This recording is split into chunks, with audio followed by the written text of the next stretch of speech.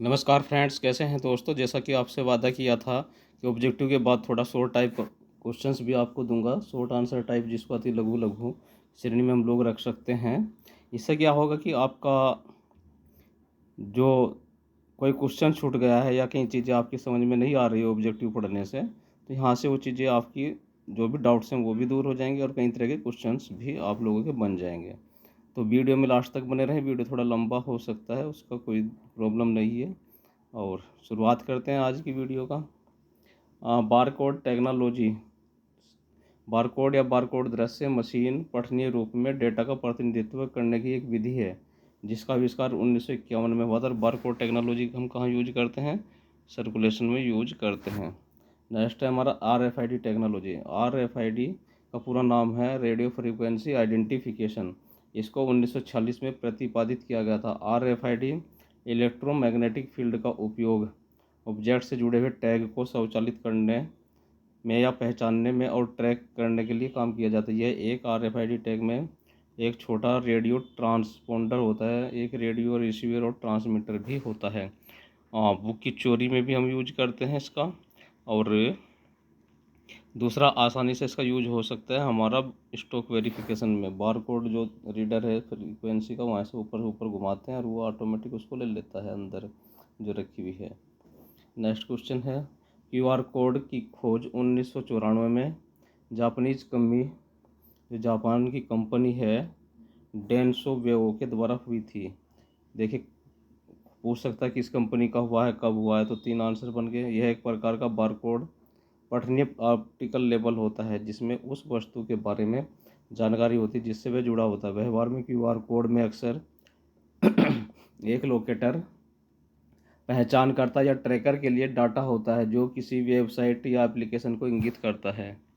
अगली चीज़ है biometric technology. जो आजकल अटेंडेंस आप लोगों की लग रही है, एग्ज़ाम होते हैं, बायोमेट्रिक होता है वहाँ। बायोमेट्रिक टेक्नोलॉजी 1965 से। बायोमेट्रिक शरीर की माप और मानव विशेषताओं से संबंधित गणना है। कंप्यूटर साइंस में बायोमेट्रिक्स प्रमाणीकरण के लिए उपयोग और पहचान के अभिगम को नियंत्रण करने के लिए किया जाता है। इनका उपयोग उन समूहों में व्यक्तियों की पहचान करने के लिए किया जाता है जो निगरानी में हैं। शारीरिक विशेषताएं शरीर के अंग से संबंधित जैसे फिंगरप्रिंट, हाँ, हथेली की नसें, चेहरे की पहचान, DNA, हस्तरेखा, रेटिना और गंध तथा गंध तक सीमित नहीं है ना। गंध से भी वो आप लोगों की पहचान कर लेता है। RFID का तो हम किए ही थे, तो बार दूसरे तरीके से करते हैं इसको। रेडियो फ्रीक्वेंसी आइडेंटिफिकेशन तकनीकी पुस्तकालयों के द्वारा आदान प्रदान प्रयोग में लाया जाता है। मैं ऊपर बता ही चुका हूँ ये चीज़ आपको। सबसे नवीन तकनीक है जिसका उपयोग बड़े और सामर्थ्यवान पुस्तकालयों के द्वारा किया जा रहा है। यह पद्धति काफ़ी महंगी है परंतु सटीक और दोष रहित है। RFID प्रणाली के तत्व में जो एलिमेंट्स होते हैं, एलिमेंट्स भी कई बार 3 एलिमेंट्स दे देगा, 4 एक गलत दे देगा, पूछता है इसमें कौन कौन से टैग हैं, RFID का जो है कौन कौन सी एलिमेंट्स हैं। तो पहला एलिमेंट्स है RFID टैग है, फिर रीडर्स है, उसके बाद एंटीना, सर्वर है, स्मार्ट गेट है और हैंडल रीडर है। तो 6 एलिमेंट्स हैं। इसलिए इस क्वेश्चन को लिया था, टैग इम्पोर्टेंट था। नेक्स्ट है RFID या रेडियो फ्रीक्वेंसी आइडेंटिफिकेशन प्रणाली के मुख्य घटक कौन से हैं, वो आपको बता ही दिया है कि क्या है। RFID टैग है, रीडर्स है, सेंसर है, एंटीना और सर्वर है। RFID को 16 जनवरी 2005 को किसके द्वारा विकसित या शुरू किया गया था? तो मार्क रॉबर्ट के द्वारा शुरू किया गया था। देखिए कितने क्वेश्चन बनते हैं। कब हुआ था, किसके द्वारा हुआ था, ये भी मैंने कंप्लीट कर दिया इसमें आप लोगों के लिए। AIF एंड .RA दोनों में डिजिटल पुस्तकालयों के लिए श्रव्य संचालिका प्रारूप ऑडियो फाइल फॉर्मेट है, जबकि .JFIF एक JPG फाइल इंटरचेंज फॉर्मेट है जो इमेज का मानक प्रतिरूप है। .TIF क्या है? यह हाईली क्वालिटी ग्राफिक्स होता है जो इमेज को हाईली क्वालिटी में सेव करता है। नेक्स्ट हमारा है TKDL CSIR आयुष के द्वारा विकसित और प्रतिबंधित होता है। क्या होता है हमारा? शोध सिंधु। TKDL का पूरा नाम क्या है? The traditional knowledge digital library, जिसकी स्थापना 2001 में की गई थी। इसका स्कोप या दायरा परंपरागत ज्ञान के रूप में है और भारत में परंपरागत ज्ञान को आंकिक संग्रहालय है। इसमें मुख्यतः औषधीय पौधों और औषधियों के निर्माण की विधि का संग्रह होता है। संपत्ति अंग्रेजी, जर्मनी और फ्रेंच आदि भाषाओं में है। CSIR और आयुष वैज्ञानिकों, प्रौद्योगिकी के टेक्निकल अनुसंधान परिषद, वित्त मंत्रालय के बीच प्रौद्योगिकी और आयुर्वेद विभाग, योगा, प्राकृतिक चिकित्सा, यूनानी, होम्योपैथी, स्वास्थ्य एवं परिवार कल्याण मंत्रालय के अधीन आते हैं। अमेजन के बारे में तो आपको पता ही होगा थोड़ा बहुत। अमेजन क्या है? हमारी एक वेबसाइट है। कैसी है? कमर्शियल। किंडल उसी का एडिशन है, जिसका उपयोग वायरलेस नेटवर्किंग के माध्यम से किंडल स्टोर में उपलब्ध ई पुस्तक, समाचार पत्र, पत्रिकाएं तथा अन्य डिजिटल मीडिया को ब्राउज करने, डाउनलोड करने और पढ़ने में सक्षम बनाती है। आप लोग बुक्स आजकल सर्च करते होंगे तो 500 की बुक्स है, और किंडल एडिशन उसका 200-250 में उपलब्ध होता है।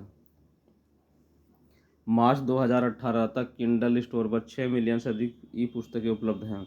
इसे 9 नवंबर 2005 में रिलीज किया गया था।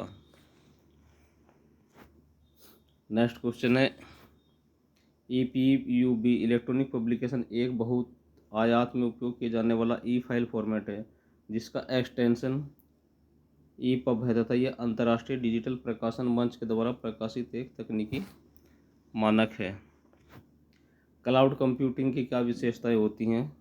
तो रिसोर्सेज पूलिंग है, ऑन डिमांड सेल्फ सर्विस है, इजी मेंटेनेंस है, लार्ज नेटवर्क एक्सेस, अवेलेबिलिटी और ऑटोमेशन सिस्टम ये है। Economical security, paid as you to और मेजर्ड सर्विस, ये उसकी क्लाउड कंप्यूटिंग की सब विशेषताएं हैं। नेक्स्ट क्वेश्चन है किसी एकल या बहु संस्थान के बौद्धिक अधिकार लेने हेतु निर्मित संकलन को डिजिटल निक्षेपागार या डिजिटल रिपोजिटरी कहा जाता है। ठीक है। डिजिटल अभिलेखागार या डिजिटल संग्रह डिजिटल सामग्री का एक भंडार है, जिसे एक कंपनी या व्यक्ति अधिक समय तक रखने की इच्छा रखता है। यह डिजिटल रूप में सूचनाओं के संग्रह, वीडियो, चित्र इत्यादि को संग्रहित करता है, जो सूचना को दीर्घकालीन पहुंच प्रदान करने के उद्देश्य से डिजिटल रूप में प्राप्त होता है। डिजिटल लाइब्रेरी क्या होता है? तो डिजिटल लाइब्रेरी एक डिजिटल लाइब्रेरी संगठित इलेक्ट्रॉनिक रूप में दस्तावेजों का एक संग्रह है, जो इंटरनेट पर या CD-ROM compact disc read only memory, CD-ROM की फुल फॉर्म भी देती है यहाँ पर, डिस्क पर उपलब्ध है। विशिष्ट पुस्तकालयों के आधार पर उपयोगकर्ता पत्रिका, लेख, किताबें, कागजात, ध्वनि, चित्र, फाइल और वीडियो तक पहुंचने में सक्षम हो सकता है। किसके थ्रू? डिजिटल लाइब्रेरी के। अब डिजिटल पब्लिशिंग क्या होता है वो देखते हैं। इलेक्ट्रॉनिक प्रकाशन, जिसे ई प्रकाशन या डिजिटल प्रकाशन, ई पुस्तकों का जाल, पत्रिकाएं, डिजिटल पुस्तकालय और सामान्य सामग्रियों के डिजिटल माध्यम में प्रकाशन को कहते हैं। इसे इलेक्ट्रॉनिक प्रकाशन सूचना युग में प्रकाशन की एक बड़ी क्रांति समझी जाती है। TKDL the traditional knowledge digital library पारंपरिक ज्ञान का एक भारतीय डिजिटल भंडार है, जो विशेष रूप से औषधीय के पद्धति के और योगा के बारे में 2001 में वैज्ञानिक और औद्योगिक अनुसंधान परिषद CSIR और आयुष मंत्रालय के बीच सहयोग स्थापित किया गया था। तो कब हुआ था? 2001 में। तो इसका पीछे लेने का यही कारण था। ग्रंथ संजीवनी क्या है? मुंबई की एशियाटिक सोसाइटी का एक प्रयास है, जो दुनिया भर के उपयोगकर्ताओं को अपने डिजिटाइज्ड संग्रह दिखाने के लिए है। मुंबई की एशियाटिक सोसाइटी की स्थापना किसने की थी? सर जेम्स मैकिन्टोश ने की थी, और इंग्लैंड में एक प्रतिष्ठित वकील थे, वो न्यायविद और सार्वजनिक व्यक्ति थे। ग्रंथ संजीवनी में लगभग 20,000 से अधिक पुस्तकें उस समय जब प्रिंट हुई थी बुक, आज तो ज़्यादा हो गई होंगी, समाचार पत्र, पांडुलिपि, मानचित्र, पत्रिकाएं, प्रकाशन, सरकारी रिपोर्ट आदि संग्रहित होते हैं। तो इसमें कौन कौन से किस टाइप की सामग्री होती है, ये क्वेश्चन बन जाएगा। किसने या किसके प्रयासों से शुरू हुई थी वो बन जाएगा। कहाँ ऑफिस है? मुंबई में, ये क्वेश्चन बन जाएगा। नालंदा डिजिटल लाइब्रेरी राष्ट्रीय प्रौद्योगिकी संस्थान कालीकट लाइब्रेरी में चल रही है। इंपॉर्टेंट क्वेश्चन आते हैं डिजिटल लाइब्रेरी पर। डिजिटल लाइब्रेरी की पहल का परिणाम है नालंदा परियोजना का उद्देश्य NIT में एक महत्वपूर्ण डिजिटल लाइब्रेरी का लक्ष्य है जो कैंपस उपयोगकर्ता समुदाय के साथ साथ देश के बाकी हिस्सों के दूर दराज उपयोगकर्ताओं से सूचना संबंधी बढ़ती मांग को पूरा करता है। फ्रेंड्स, अगर इंस्टा पे हैं तो इंस्टा पे PAWSINGH8878 फॉलो कर सकते हैं। NDL क्या है? तो नेशनल डिजिटल लाइब्रेरी है। ये क्या है? सूचना और संचार प्रौद्योगिकी के माध्यम से शिक्षा पर राष्ट्रीय मिशन के तहत मानव संसाधन विकास मंत्रालय ने एकल खिड़की योजना की सुविधा के साथ सीखने के संसाधनों के आभासी भंडार का एक ढांचा विकसित करने के लिए राष्ट्रीय डिजिटल परियोजना शुरू की थी। इसे IIT खड़गपुर के द्वारा विकसित किया गया है। तो NDL का पूरा नाम क्या है, किसके द्वारा इस परियोजना को विकसित किया गया है और किस मिनिस्ट्री के अंदर ये आती है? तो ये क्वेश्चन हमारे बनते हैं। और देखिए फ्रेंड्स, आप लोग कमेंट्स करके बताइए। अगर इस तरह की वीडियो चाहिए तो मैं आप लोगों को इन्फॉर्मेशन जो है सूचना तक वो जो है अपना लाइब्रेरी सोसाइटी और लाइब्रेरी मैनेजमेंट, कैटलॉगिंग का ज्ञान जगत, इन सब की भी दे सकता हूँ। लेकिन अगर आप लोगों की डिमांड होगी तभी। लेकिन हाँ, इलेक्ट्रॉनिक वाला जो पोर्शन हमारा इंफॉर्मेशन कम्युनिकेशन टेक्नोलॉजी का, उसकी वीडियो में 2-3 वीडियो आपको और दूंगा ताकि जो भी आपके डाउट हो तो वो अच्छी तरीके से दूर हो सके। लेकिन आपकी डिमांड पे ही बाकी चीज़ों में दूंगा, नहीं तो मैं MCQ करा के छोड़ दूंगा। इलेक्ट्रॉनिक लाइब्रेरी डिजिटल सूचना अनुसंधान प्रकाशित करती है। यह ज्ञान सृजन, खोज, पहुंच और साझा करने के लिए सूचना संगठन में विशेष रूप से रुचि रखता है। इस संदर्भ में सूचना व्यवहार अनुसंधान का भी स्वागत किया जाता है। सभी प्रकार की डिजिटल वस्तुएं शामिल होती हैं इलेक्ट्रॉनिक डिजिटल में। उदाहरण के लिए डाटा, रिकॉर्ड, दस्तावेज और फाइल इत्यादि। नेक्स्ट है, ऑफिस का भी टाइम हो रहा है फ्रेंड्स, निकलने के लिए जल्दी करते हैं फटाफट। डिजिटल वातावरण में अलर्टिंग सेवा RSS feed, email, bulletin board द्वारा की जाती है। RSS फीड क्या होती है? RSS का पूरा नाम है, इसमें नहीं दिया गया क्या? तो RSS स्टैंड्स क्या है? RS का फुल फॉर्म है रियली सिंपल सिंडिकेशन। इसका पूरा नाम है, इंग्लिश परिवर्णी शब्द, मतलब इंग्लिश में है वो। दरअसल ये वेब पन्नों की फीड में प्रचलित प्रारूपों का एक समूह, अर्थात RSS के नाम से कई प्रकार के वेब फील्ड प्रचलन में हैं। यह उन जाल पृष्ठों के लिए काम करता है जो जल्दी जल्दी बदलते हैं, मसलन ब्लॉग और समाचार आदि। ब्लॉग क्या होता है या ब्लॉग? तो 1990 के दशक के अंत में ब्लॉगों का उद्भव और विकास वेब प्रकाशन टूल के आगमन के साथ हुआ। एक ब्लॉग वेब ब्लॉग या ट्रंकेशन वर्ल्ड वाइड वेब पर प्रकाशित एक चर्चा या सूचनात्मक साइट है जिसमें असतत अक्षर अनौपचारिक डायरी स्टाइल पर पाठ्य सामग्री या पोस्ट शामिल होती हैं। 2009 तक ब्लॉग पर आमतौर पर अकेले व्यक्ति का काम होता था, पर 2010 में बहुलेखक ब्लॉग MAB उभरा जिसमें कई लेखकों के लेखन की विशेषताएं थी और कभी कभी पेशेवर रूप में भी संपादित किया गया। अगला क्वेश्चन है, शोध संधु कंसोर्टिया का निर्माण MHRD मानव संसाधन विकास मंत्रालय के द्वारा किया गया। कंसोर्टिया से तात्पर्य क्या होता है? 2 या 2 से अधिक सूचना सेवा प्रदान करने वाली संस्थाओं का विशेष उद्देश्यों की प्राप्ति के लिए आपस में सहयोग, समन्वय और मिलकर कार्य करना हमारा कंसोर्टिया होता है। कई लोगों को कंसोर्टिया भी पता नहीं होगा, मुझे भी नहीं पता था पहले, लेकिन बाद में पता चला। सहयोग कह सकते हैं 2 या 2 से अधिक संस्थाओं का या मिलकर के आपसी सहयोग को। ये किसका मॉडर्न रूप है? हमारा रिसोर्स शेयरिंग का, समझ लीजिए। शोध संधु का निर्माण एनलिस्ट, UGC, इन्फोनेट और इंडेस्ट AICT कंसोर्टिया को मिलाकर किया गया है। यह हायर एजुकेशन के इलेक्ट्रॉनिक रिसोर्स के लिए उपलब्ध है। अगला क्वेश्चन है, हेलनेट संसाधन साधनों का सहयोग करता है जो सिर्फ स्वास्थ्य विज्ञान के लिए है। CERA क्या है? तो CERA है हमारा consortium for resources in agriculture. कृषि में संसाधनों के लिए कंसोर्टियम लोकप्रिय रूप में CERA के रूप में जाना जाता है। भारतीय कृषि अनुसंधान परिषद के लिए राष्ट्रीय कृषि अनुसंधान और शिक्षा प्रणाली NARES पुस्तकालयों के तहत कृषि पुस्तकालयों का एक ई कंसोर्टियम यह नवंबर 2007 में स्थापित किया गया था। तो अब आप लोगों के लिए उसका ईयर आ गया है, किसके लिए प्रयोग होता है, फुल फॉर्म आ दिया गया है। फोर्सा क्या है? 1990 के दशक की शुरुआत में सूचना के प्रसार के कारक संस्थान में काम करने वाले पुस्तकालय पेशेवर, जहां खगोल विज्ञान अनुसंधान के मुख्य जोरक क्षेत्रों में से एक था।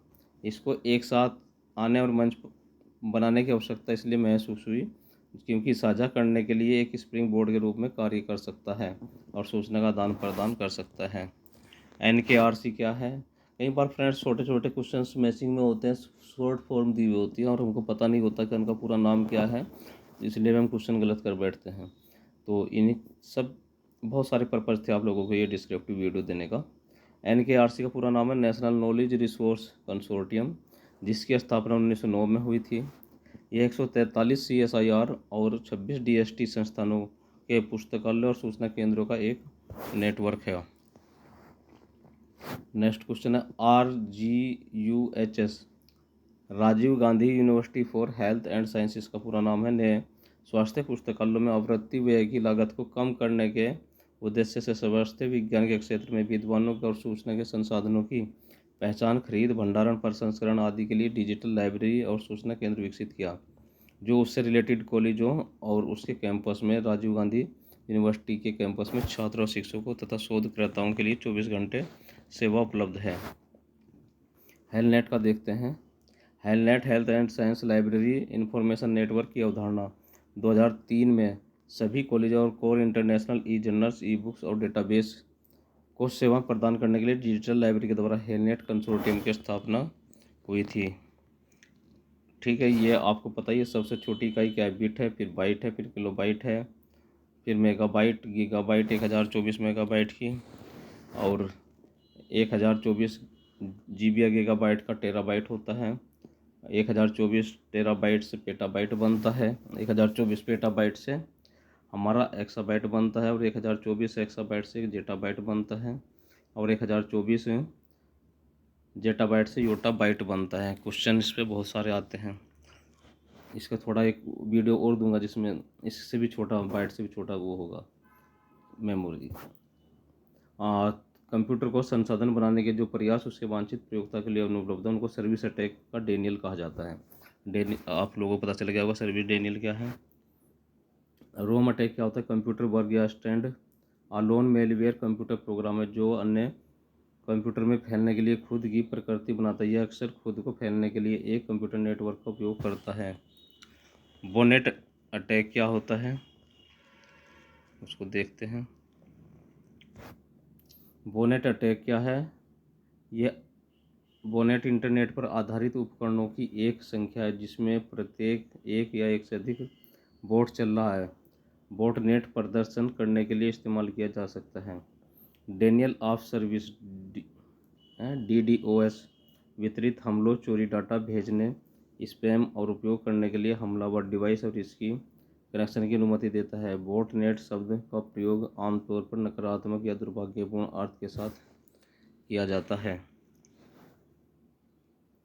MPEG moving electronic pic expert group digital video स्पिंडिंग के लिए एक मानक विकसित करता है। यह मानकीकरण के लिए अंतर्राष्ट्रीय संगठन ISO के तत्वाधान में संचालित होता है। MPEG मानक एक विकसित श्रृंखला है।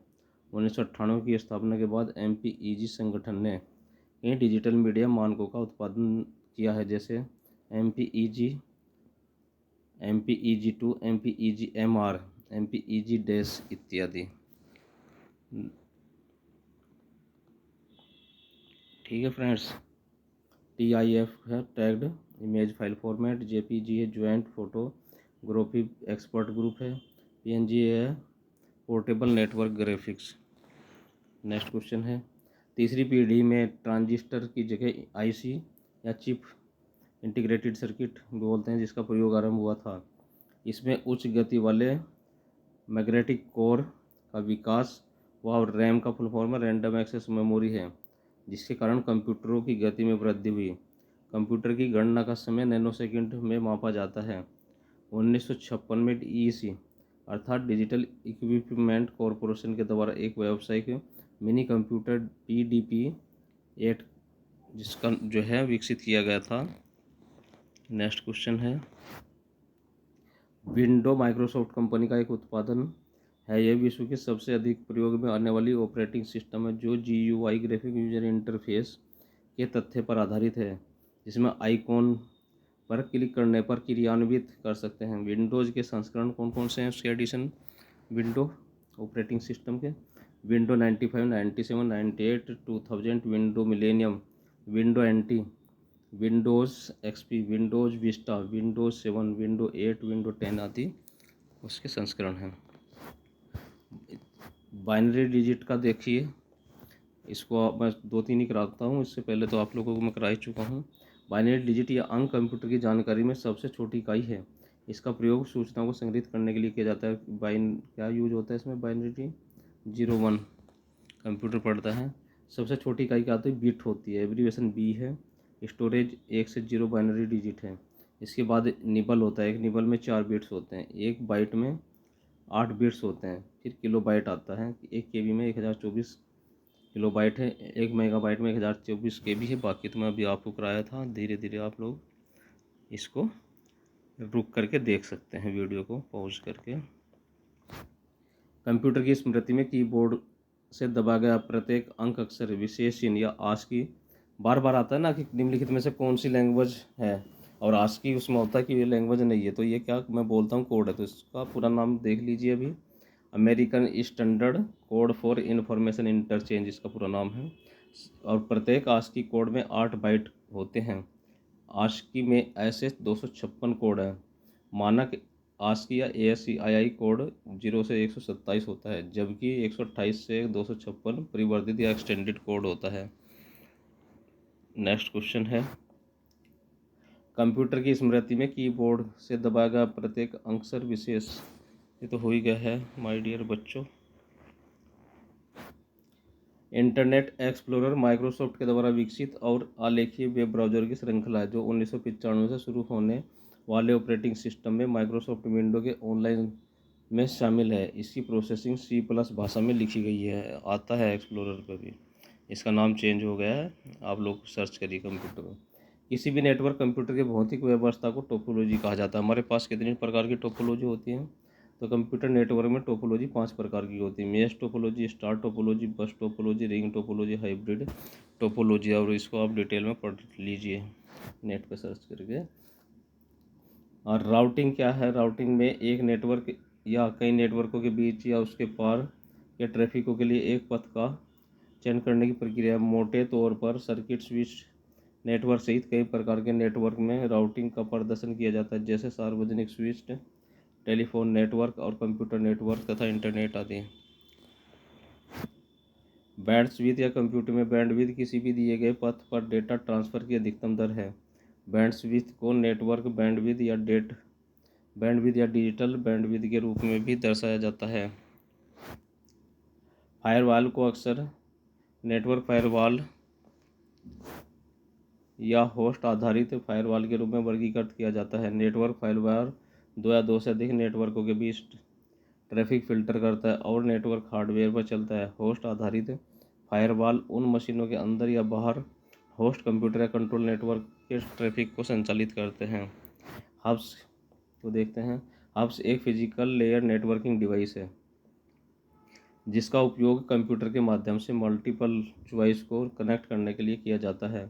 वे सामान्यतः प्रयोग के लिए एक कंप्यूटर से जुड़े होते हैं जिनमें एक लैन का प्रयोग किया जाता है। एक हब में बहुत सारे पार्ट्स होते हैं। नेक्स्ट है स्विचिंग। पैकेट डेटा को समूहीकृत करने का एक तरीका है जो डिजिटल नेटवर्क पर पैकेट के रूप में प्रेषित होता है। पैकेट हेडर और पेलोड से बने होते हैं। हेडर में डाटा का उपयोग नेटवर्क को हार्डवेयर के द्वारा पैकेट को उसके गंतव्य तक निर्देशित करने के लिए किया जाता है, जहां पेलोड निकाला जाता है और एप्लीकेशन सॉफ्टवेयर का उपयोग किया जाता है। पैकेट स्विचिंग दुनिया भर के कंप्यूटरों नेटवर्क में डाटा संचार के लिए प्राथमिक आधार है। कंप्यूटर में इनपुट डिवाइस कौन कौन सी हैं? Keyboard, mouse, joystick, light pen, track ball, scanner, graphic tablet, microphone, MICR, OCR, OMR, barcode reader आदि हमारी इनपुट डिवाइस है। बस पूछ लेता है ना कौन सी आउटपुट डिवाइस नहीं है, कौन सी आउटपुट डिवाइस है।